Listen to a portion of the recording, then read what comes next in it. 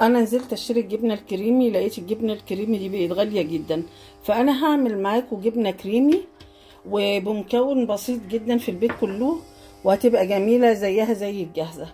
اول حاجه انا عندي جبنه قريش، انا هعملها بالجبنه القريش.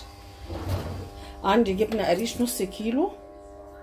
طبعا انا جايبه نوع جبنه قريش حلو، مش اي نوع، يعني من مكان كويس وطعمه حلو اهو. هبدأ انزل بالجبنة القريش بتاعتي.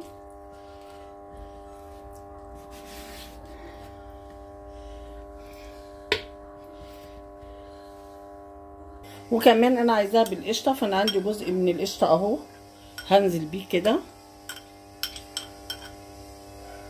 وهنزل بحوالي نص كوباية لبن. اللبن بتاعي كامل الدسم بالقشطة بتاعته برضو اهي. القشطة اهي، شايفين القشطة عليه زي ما هي اهي. هنزل بيه، وهنزل حوالي نص كوباية زيت حسب ما انت عايزة بقى كمية الدهون اللي فيه اهو. وهضرب كله في الخلاط ضرب جامد يعني. وكمان عندي حتة جبنة كريمي هحطها برضو معاه، هتعزز الطعم.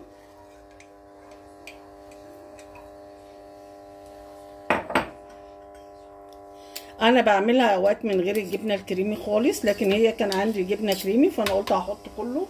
وهبدا اضرب كل ده كويس بالكبه بتاعتي. هبدا اضربها بقى.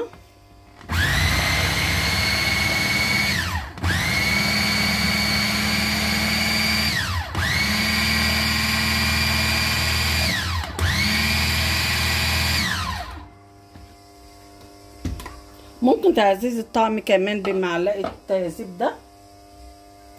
هنزل الجناب كويس اهي.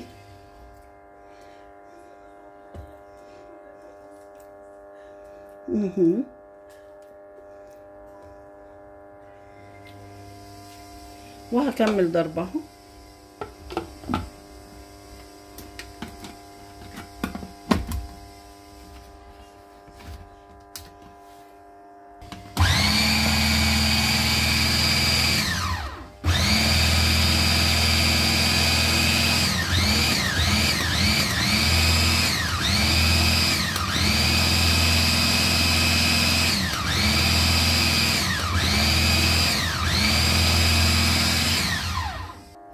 شايفين الجبنه بقى ناعمه ازاي وجميله ازاي؟ شايفين القوام اهي، حاجه كده.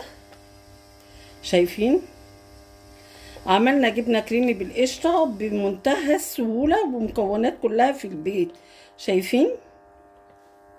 هبدا افرديها. انا غسله البرطمان ومعقماه بميه بتغلي ومنشفاه. هبدا افضيها اهي.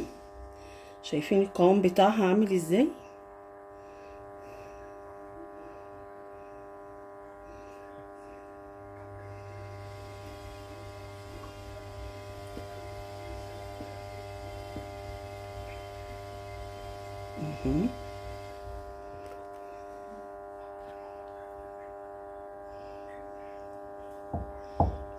انا عاملاها بالقشطه.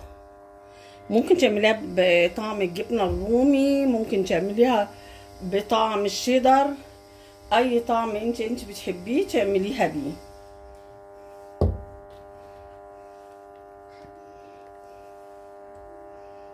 اهي.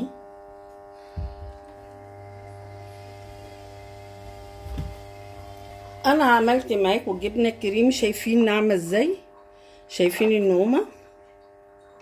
شايفين؟ والطراوه والجمال والطعم بقى بنكهه القشطه. مش قادره اقول لكم هي بقى جميله قد ايه. شايفين ناعمه قوي ازاي؟ ما فيهاش.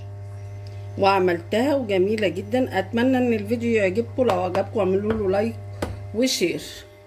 انا مليت البرطمان بتاع الجبنه، وكمان عندي جزء في العلبه دي اهو حطيته، وهحتفظ بيه في التلاجة.